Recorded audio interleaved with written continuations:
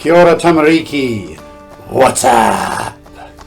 Today we're going to paint a happy little painting, a landscape, an imaginary landscape, in homage to Bob Ross, who painted a number of these using oil paint. We're using acrylic paint. I've begun with a damp rag and I'll put a little bit of cool blue and white together, rubbed it backwards and forwards over a sheet of wet strength cartridge paper. Don't rub it too many times, otherwise you'll start to lift the paper off, but just go for a pale wash of blue. Then I've dried it and I've mixed together black and warm blue, and I'm painting in an imaginary mountain range. So just think about how mountains might look. And we just want a little range of happy mountains in the distance.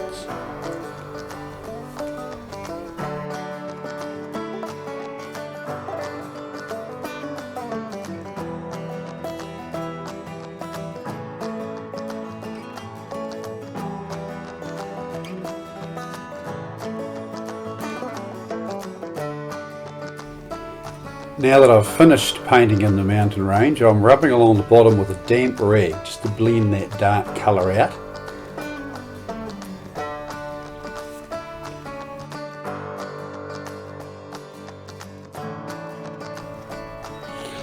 Now that I've dried that, I've put a little bit of burnt umber on a damp rag and I've rubbed that over the foreground just to darken the white off the paper a bit.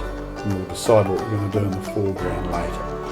So that's burnt umber on a damp rag. I've dried it now. I've got some white paint and a nice little 1-inch bit of cardboard. And I've loaded it up. This is instead of a palette knife. Bob would use a palette knife. We're just using a bit of cardboard. So I've loaded up one side with a bit of white acrylic paint.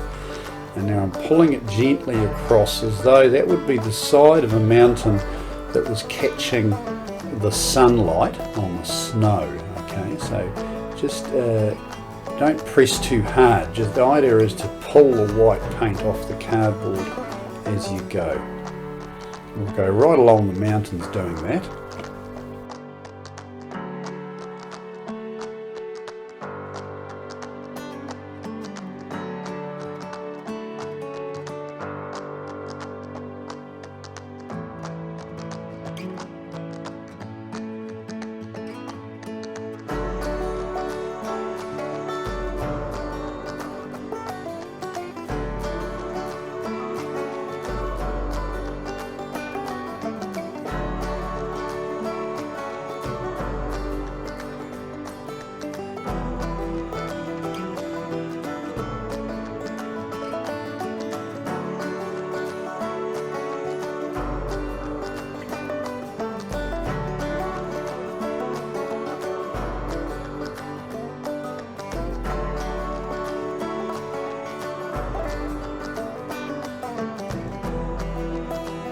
Once you've done that, it's a good idea to dry it before we put the dark side on the mountains, the shadow side of the snow.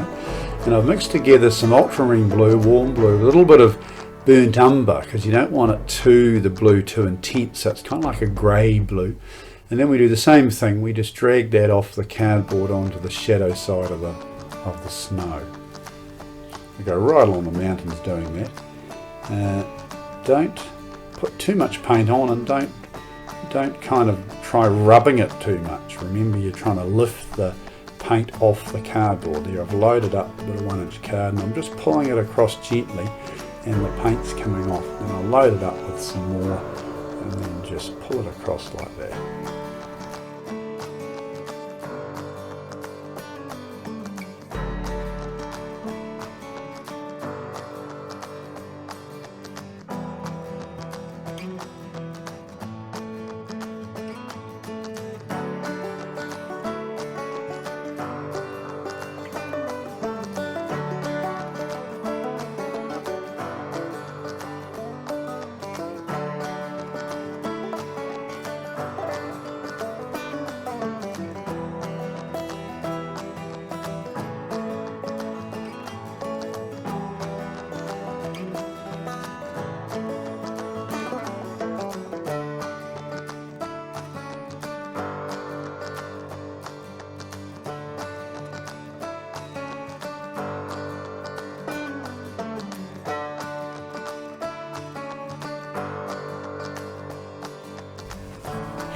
Right, now I've dried that and I've just darkened the bottom of the mountain with a little bit of burnt umber, and then I'm putting this happy pollution or mist over it with a damp rag. A little bit of white on a damp rag, just rubbing it over that dark underpainting, just so I kind of get a transition between the foreground and the mountains.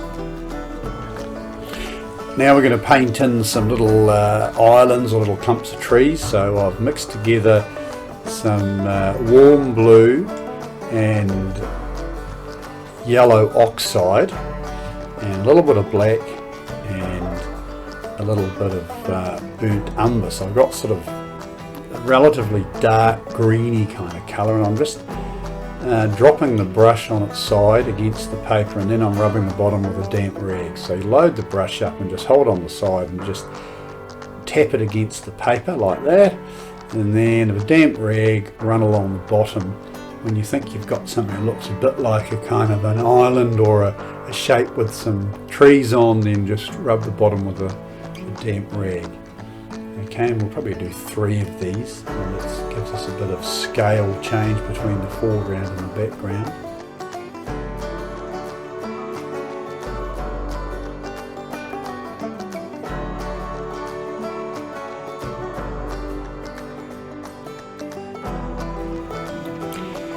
So now I'm adding in a little bit of warm blue on a damp rag, just to sort of give the foreground maybe the sense that it might be a lake or a frozen kind of landscape, alpine desert kind of a feel.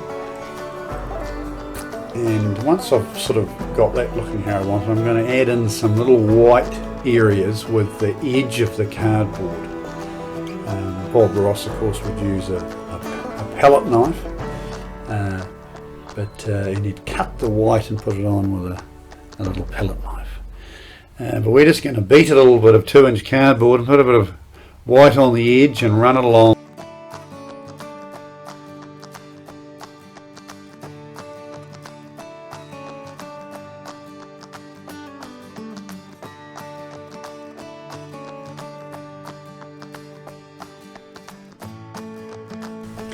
So just add in as much white as you think is necessary along those edges. If you put too much white on, like I've done in the background there, you can remove it with a damp rag. You see, I've just rubbed it off with a damp rag. So it is possible to kind of fiddle around a little bit with some of these areas just to get them looking right. And then I've just put in some slightly lighter greens on the edges of some of the trees, just to give those trees a bit more form in the background. And then I'm going to think about doing some bigger pine trees. Now Bob would use a fan brush, which presents a few problems, so I think what I'm going to use is just a little old 1/4 inch brush, a bristle brush, and I've made quite a dark colour, and I've put it on to begin with the edge of the cardboard. It would be black, warm blue, perhaps a little bit of yellow oxide with it, and I've just loaded up the edge of the cardboard and just some quite direct vertical marks to represent the trunk of the tree. And now I'm putting it on with paint on the little 1/4 inch brush, and I'm just kind of trying to mimic that effect that Bob Ross gets with his fan brush. So it goes on a slight angle backwards and forwards. That one there is a little bit more successful, although it's a little light. So what I've done is I've gone back in over it with some darker colour once it's dried off a bit. You'll see that where I've just adding in some darker bits here and just fluffing up the edges a little bit. And that's quite important, that contrast with the light in the background and the edge of the tree there.